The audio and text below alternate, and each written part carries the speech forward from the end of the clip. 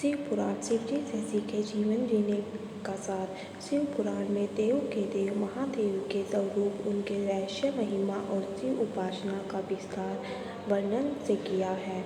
अनादि सिद्ध परमेश्वर महादेव शिव एक ऐसे देव है जिनका उल्लेख शिव पुराण में एक महायोगी, गृहस्थ, तपस्वी, अघोरी, नर्तक और कई अलग अलग रूपों में किया जाता है। आमतौर पर पूरी दुनिया में लोग जिसे भी दिव्य मानते हैं उसका वर्णन हमेशा अच्छे रूप में ही करते हैं। एक शिव को महायोगी कहा जाता था क्योंकि उन्होंने ब्रह्मांड की भलाई के लिए घंटों तक ध्यान लगाया था। इस प्रकार इस सत्य को उजागर करते हुए आप तनावपूर्ण स्थिति में शांत रहकर ही आधी लड़ाई जीत सकते हैं। किसी समस्या को हल करने के लिए यह वास्तव में सबसे अच्छी रणनीति है। 2.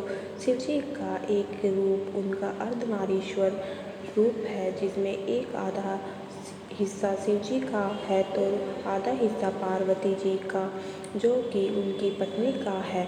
यह शिव जी की पत्नी प्रेम, आदर एवं महत्व को दर्शाता है। 3. एक कथा में शिव ने मृत शरीर पर बैठकर अघोरियों की तरह साधना की है। एक अघोरी के लिए जिंदा और मरे हुए शरीर में कोई अंतर नहीं होता। वह एक सजी सवरी देह और व्यक्ति को उसी भाव से देखता है जैसे एक मृत शरीर को। इसकी सीधी सी वजह है कि वह पूरी तरह से मानसिक विचारों के जाल में नहीं फंसना चाहता।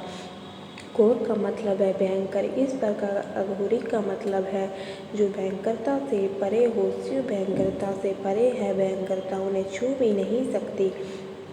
4. शिव जी ने किसी भी सीमा तक जाकर हर वह काम किया है जिसके बारे में कोई इंसान कभी सोच भी नहीं सकता। यदि किसी एक व्यक्ति में इस सृष्टि की सारी विशेषताओं का जटिल मिश्रण मिलता है तो वह शिव ही है। यदि आप शिव को स्वीकार कर लेते तो आप जीवन से परे जा सकते हैं, फिर आपको कोई समस्या नहीं रहेगी।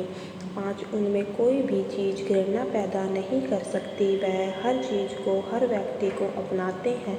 ऐसा वह किसी सहानुभूति, करुणा या भावना के चलते नहीं करते। वह सहज रूप से ऐसा करते हैं क्योंकि वह जीवन सहज ही हर किसी को गले लगाता है, अपनाता है। इंसान के जीवन का सबसे बड़ा संघर्ष यह चुनने की कोशिश की क्या सुंदर है और क्या भद्दा, क्या अच्छा है और क्या बुरा। 6. समस्या सिर्फ आपके साथ है कि आप किसे अपनाएं, किसे छोड़ दें। आपकी यह समस्या मानसिक है, न कि जीवन से जुड़ी समस्या।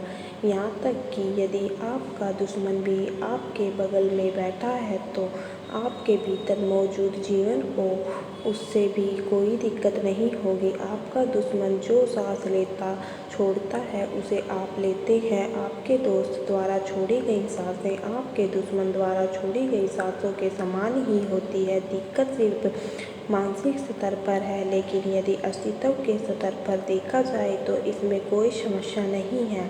7. शिव पुराण के अनुसार शिवजी की वेशभूषा केवल त्रिशूल और डमरू से लिए भगवान शिव हमेशा धन से दूर रहे, जबकि शिव जी से धनी कौन होगा। यदि आप धन और भौतिकवादी चीज़ों से नहीं जुड़े तो आप जीवन में कुछ नहीं कर रहे, क्योंकि भौतिकवादी आनंद अस्थायी है। आपको घटना और अनुभव में अपनी खुशी खोजने की ज़रूरत है, न कि चीज़ों में।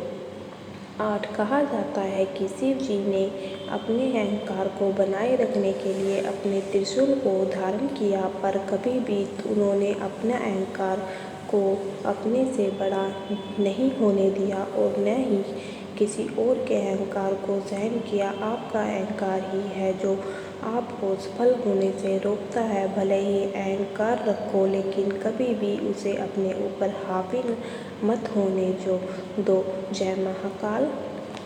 Thank you for watching video.